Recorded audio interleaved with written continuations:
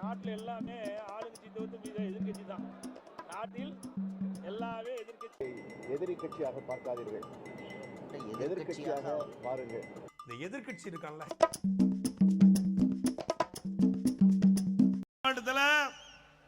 முதலாக வீரபாண்டி சட்டமன்ற தொகுதியில் எழுச்சி பயணத்தை மேற்கொண்டிருக்கிறோம்.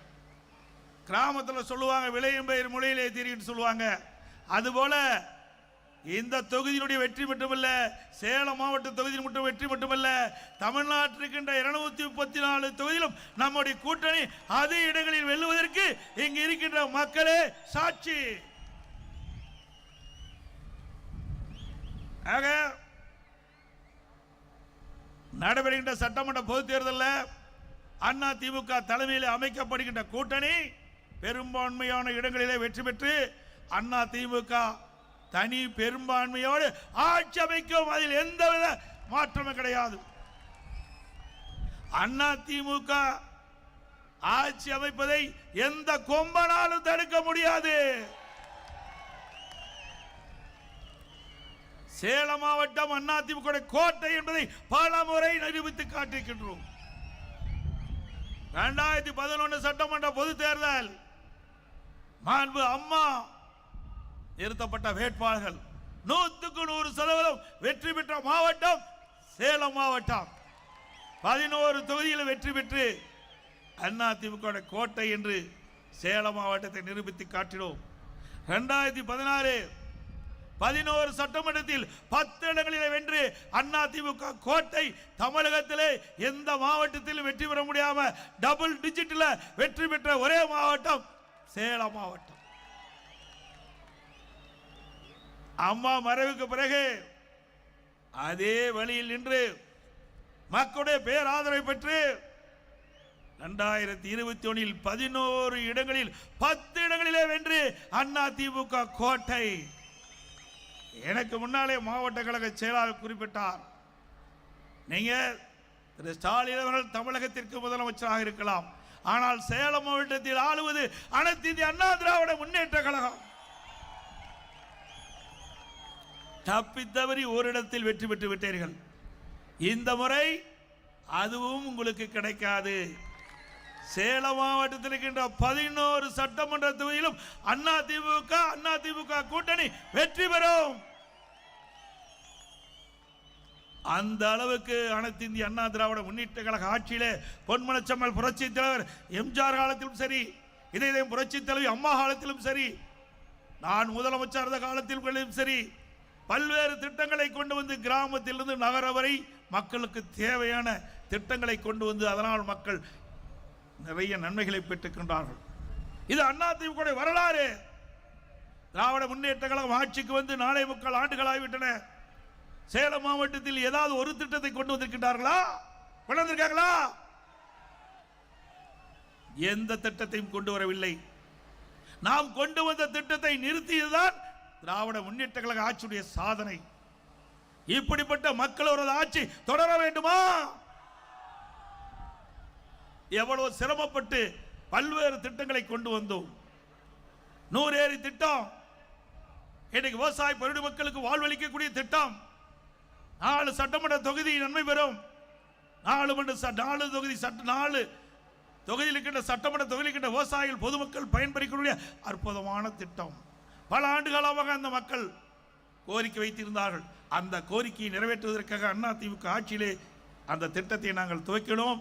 முதல் கட்ட பணி நிறைவு பெற்று முதற்கட்டமாக 6 ஏரிகளை திறந்து வைத்தோம். அதற்கு பிறகு இதுவரை அந்த திட்டம் முழுமை பெறவில்லை. இதுதான் அந்த ஆட்சியுடைய அவலம். இப்படி அவல ஆட்சி தொடர வேண்டுமா? சிந்தித்து பாருங்கள். ஒரு ஆட்சி எதற்காக அமைகிறது? நாட்டு மக்கள் நன்மை செய்வதற்காக அமைகிறது. ஆனால் திமுக அப்படி அல்ல, குடும்பம் நன்மை பெறுவதற்காக இந்த ஆட்சியிலே பார்க்கப்படுகிறது. சிந்திச்சு பாருங்க. ஒரு குடும்பம் செல்வ செழிப்பிலே வாழ்வதற்கு 8 கோடி மக்களை சுரண்டுவது நியாயமா? ஆண்டுகாலம் கும்பகரன் போல் தூங்கிவிட்டு இன்றைக்கு ஞானோதயம் பிறந்து விட்டது திரு ஸ்டாலின் அவர்களுக்கு. இப்பொழுதுதான் மக்களை பற்றி சிந்திக்கின்றார்கள். மக்கள் செல்வாக்கு இழந்து விட்டார்கள். அதனால் புதிய திட்டத்தை அறிவித்து மக்களுடைய செல்வாக்கை பெற்று நடைபெறுகின்ற சட்டமன்ற பொதுத் தேர்தலை வெற்றி பெற வேண்டும் என்ற நோக்கத்தோடு புதிய அறிவிப்புகளை வெளியிட்டுக் கொண்டிருக்கின்றார் திரு ஸ்டாலின் அவர்கள். இன்றைக்கு தமிழகம் முழுவதும் போராட்ட களமாக மாறிவிட்டது. விவசாயிகள் போராட்டம், வியாபாரிகள் போராட்டம், பஸ் தொழிலாளர்கள் போராட்டம், செவிலியர் போராட்டம், தூய்மை பணியாளர் போராட்டம், அரசு ஊழியர்கள் போராட்டம், இப்படி தமிழ்நாடு முழுவதும் போராட்ட களமாக மாறிவிட்டது. உங்கள் ஆட்சியிலே நல்லது செய்திருந்தால் எதற்கு போராட்டம் நடைபெறும்? ஸ்டாலின் குறிப்பிடுகிறார், திராவிட முன்னேற்ற கழக ஆட்சி ஒரு சிறந்த ஆட்சி என்று. எதிலே சிறந்த ஆட்சி?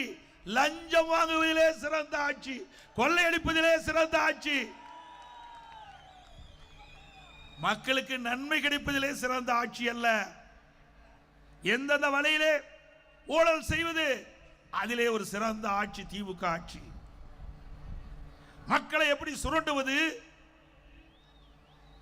அதிலே சிறந்த ஆட்சி திமுக ஆட்சி. ஆனால் அனைத்து இந்திய அண்ணா திராவிட முன்னேற்ற கழகத்தை பொறுத்த வரைக்கும் நாட்டு மக்களுக்கு திட்டம் போடுவதிலே முதல் சிறந்த ஆட்சி அண்ணா திமுக ஆட்சி. போடப்பட்ட திட்டத்திலே நன்மை அதிகமாக பெற்றது மக்கள், அதிலே சிறந்த ஆட்சி அண்ணா திமுக. சிந்திச்சு பாருங்கள், திராவிட முன்னேற்ற கழக ஆட்சியும் அண்ணா திமுக ஆட்சியும் ஒப்பிட்டு பாருங்கள். இன்று தூத்துக்குடியிலே சமூக நலத்துறை அமைச்சர் ஒரு நிகழ்ச்சியிலே பங்கு பெற்று பேசுகிறார்.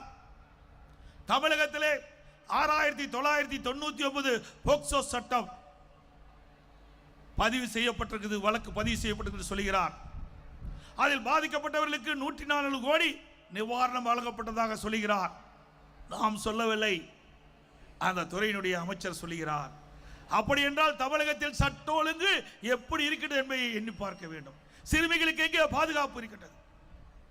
இந்த 4.5 ஆண்டு கால திராவிட முன்னேற்ற கழக ஆட்சியிலே 6999 சிறுமிகள் பாதிக்கப்பட்டிருக்கிறது சொன்னால் எந்த அளவுக்கு கொடுமையான ஆட்சி தமிழகத்தில் நடைபெற்றுக் கொண்டிருக்கின்றதை நாம் எண்ணி பார்க்க வேண்டும். இன்றைக்கு சிறுமிகளுக்கு பாதுகாப்பு இல்லை, பெண்களுக்கு பாதுகாப்பு இல்லை, வயது முதிர்ந்த பெண்களுக்கு பாதுகாப்பு இல்லை, ஒட்டுமொத்தமா நாட்டு மக்களுக்கு பாதுகாப்பு இல்லை. சிந்திச்சு பாருங்க. ஒரு நாடு வளமாக சிறப்பாக இருக்க வேண்டும் என்று சொன்னால் சட்ட ஒழுங்கு சிறப்பாக இருக்க வேண்டும். அப்படி சட்ட ஒழுங்கு சிறப்பாக இருந்தால்தான் அந்த மாநிலத்துடைய வளர்ச்சி கூடும். ஆனா இங்கே அப்படி அல்ல, சட்ட ஒழுங்கு சந்தி சிரித்துக் கொண்டிருக்கிறது. நாட்டு மக்கள் ஒவ்வொரு நாளும் தங்களுக்கு என்ன நேரிடுமோ என்று அஞ்சி அஞ்சி வாழக்கூடிய நிலை தமிழகத்திலே உருவாகி இருக்கின்றது. அதை பற்றியெல்லாம் திரு ஸ்டாலினுக்கு கவலை இல்லை. ஒரு 4 நாளுக்கு முன்பு நீங்கள் பார்த்திருப்பீர்கள், ஒரு வடமாநில தொழிலாளர் சென்னையில் இருந்து திருத்தணிக்கு ரயிலில் செல்கிறார். 4 சிறுவர்கள் அவரை பட்டா கத்தியோடு கஞ்சா போதையிலே கடுமையாக தாக்கிட்டார்கள். கெஞ்சுகிறார். எல்லா வலைதளங்களும் வந்திருக்கிறது. எவ்வளவு கொடுமையான நிகழ்ச்சி! இப்படிப்பட்ட ஆட்சி தொடர வேண்டுமா?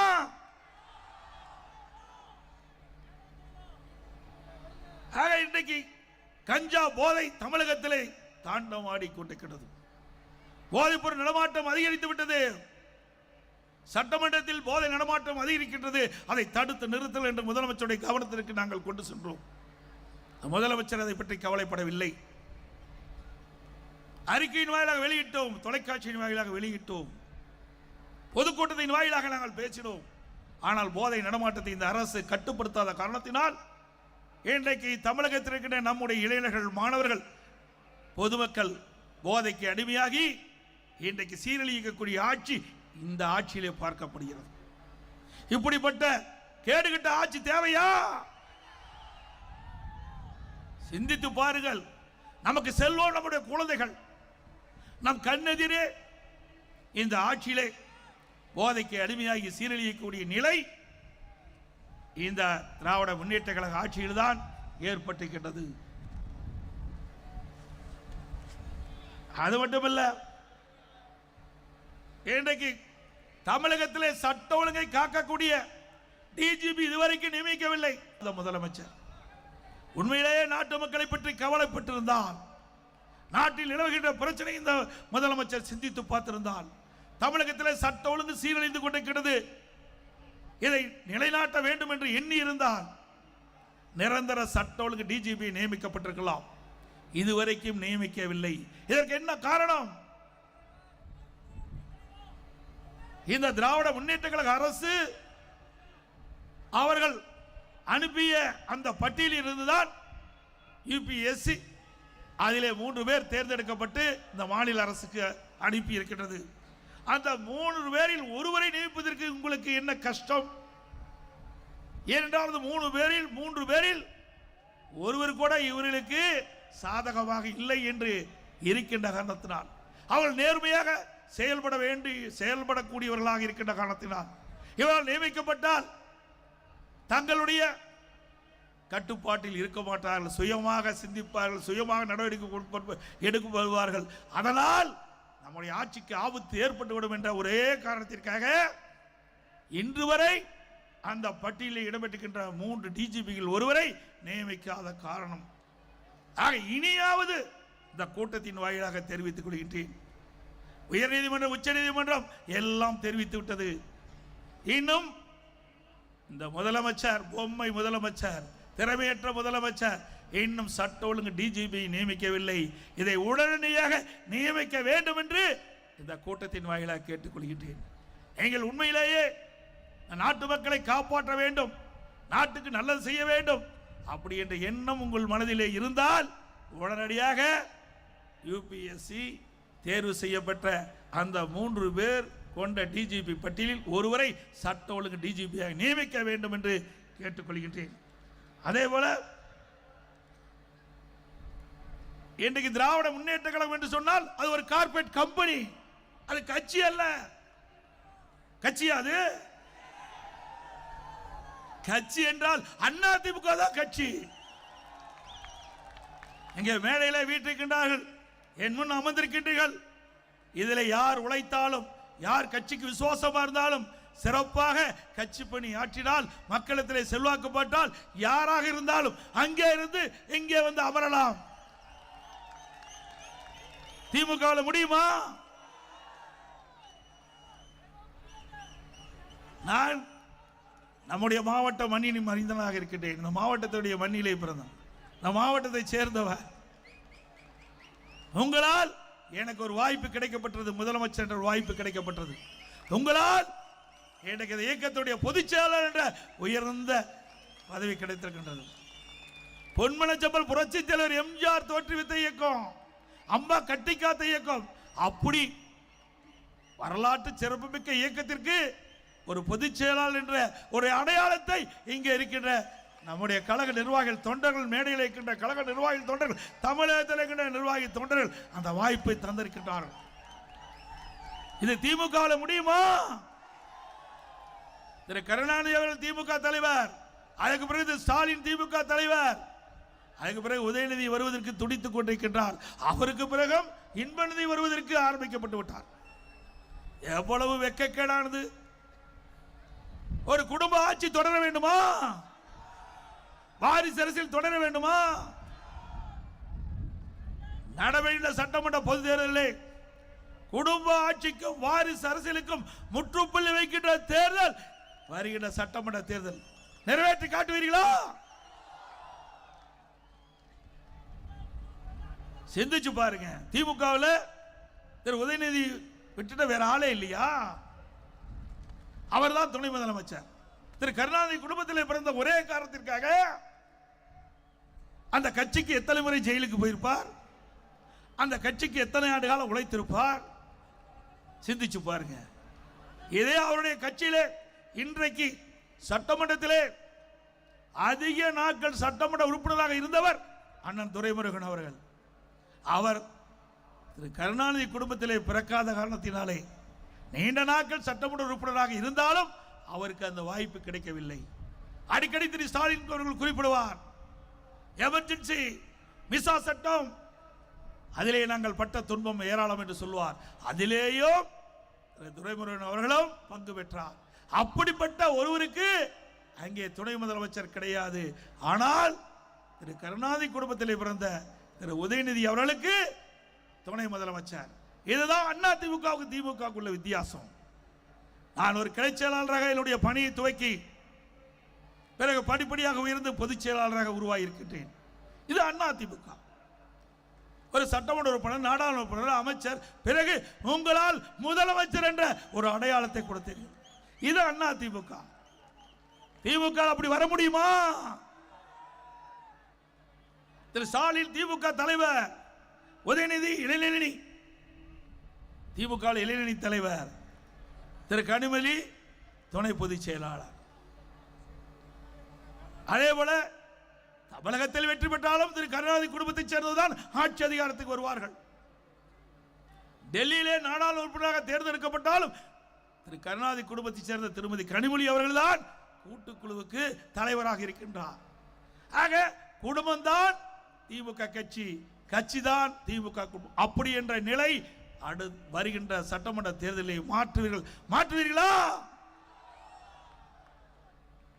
அது மட்டுமல்ல, இன்றைக்கு ஸ்டாலின் எப்பொழுது பார்த்தாலும் நிதி இல்லை நிதி இல்லை என்று கூப்பாடு போடுகிறார்.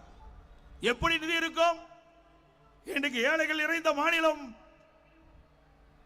இன்னைக்கு ஒடுக்கப்பட்ட நசுக்கப்பட்ட மக்களுக்கு தேவையான திட்டங்களை கொடுப்பதற்கு நிதி கிடையாது. கார்பந்தையும் நடத்துவதற்கு நிதி இருக்குது. கார்பந்தையும் நமக்கு யாராவது கேட்டாங்களா? ஏங்க கார்பந்தையும் முக்கியமா? வாழ்வதற்கே போராடி கொண்டிருக்கிற இந்த நேரத்தில் சென்னை மாநகரத்துடைய மத்திய பகுதியிலே கார்பந்தையும் நடத்துகிறார் துணை முதலமைச்சர் திரு உதயநிதி ஸ்டாலின் அவர்கள். பிறகு எழுதாத பேனாவை நடுக்கடலில் வைப்பதற்கு அரசாங்க பணம் 82 கோடி ஒதுக்கீடு செய்கிறார்கள். எழுதாத பேனால எங்க வச்சா என்ன? எழுதுற பேனாவை நம்முடைய மாணவர்களுக்கு கொடுக்கல. எழுதுற பேனாவை மாணவர்களுக்கு கொடுங்க. அரசு பள்ளியை படிக்கிற மாணவர்களுக்கு கொடுங்க, பாராட்டுவாங்க. சிந்தித்து பாருங்கள், இன்னைக்கு அரசாங்க பணத்தை எப்படியெல்லாம் ஊதாரித்தனமாக செலவு செய்கின்றார்கள் என்பதை எண்ணி பார்க்க வேண்டும். இன்றைக்கு ஒவ்வொருடைய உழைப்பிலும் வரி மூலமாக அரசாங்கத்துக்கு பணம் வந்து கொண்டிருக்கிறது. அந்த பணத்தை எப்படியெல்லாம் இந்த அரசாங்கம் ஊதாரி செலவை செய்து கொண்டிருக்கிறது. அண்மையிலே எனக்கு கிடைத்த தகவல், சுயநிதி குழு அது எவ்வாறு செயல்படுகிறது என்பதற்கு ஆய்வு செய்வதற்காக 44 கோடி ஒதுக்கி இருக்கிறாங்க. இன்னும் 2 மாசம் அந்த பணத்தை ஆட்டை போடுவதற்கு, அதை கொள்ளையடிப்பதற்கு 44 கோடி இன்றைக்கு இந்த சுயநிதி குழுவை ஆய்வு செய்வதற்காக போட்டிருக்காங்க. நீங்க ஆய்வு செய்யணும்னா ஒரு ஆண்டுக்கு முன்பு ஆய்வு செஞ்சிருந்தா பரவாயில்ல. ஆனா தேர்தலுக்கு 2 மாதம் தான் இருக்குது. இப்போ அதுக்கு நிதி ஒதுக்கி இருக்கிறீங்க. இந்த நிதியை இவர்கள் சுருட்டுவதற்காகத்தான் இந்த ஆய்வு என்ற போர்வையிலே இன்றைக்கு இந்த நிதி ஒதுக்கி இருக்கிறாங்க. எல்லாம் அதிமுக ஆட்சிக்கு வந்த பிறகு தோண்டி எடுத்து சட்டப்பூர்வமாக நடவடிக்கை எடுக்கப்படும். இன்றைக்கு ஸ்டாலின் பேசுகிறார், அதிமுகவிலே கூட்டணி இல்லை என்று. திரு ஸ்டாலின் அவர்களை பொறுத்திருங்கள். அதிமுக எப்படி கூட்டணி அமையும் என்பதை பொறுத்திருங்கள். என்ன எடப்பாடி பழனிசாமி அவர்கள் கிராமத்தில் இருந்து வந்தவர் என்று நினைத்துக் கொண்டிருக்கின்றார். திரு ஸ்டாலின் அவர்களே, அனைத்து இந்திய அண்ணா திராவிட முன்னேற்ற கழக தலைமையிலே வலுவான கூட்டணி அமையும். பெரும் 234 சட்டமன்ற தொகுதியிலே பெரும்பான்மை இடங்களிலே அதிமுக வென்று, அதிமுக கூட்டணி வென்று ஆட்சி அமைக்கும்.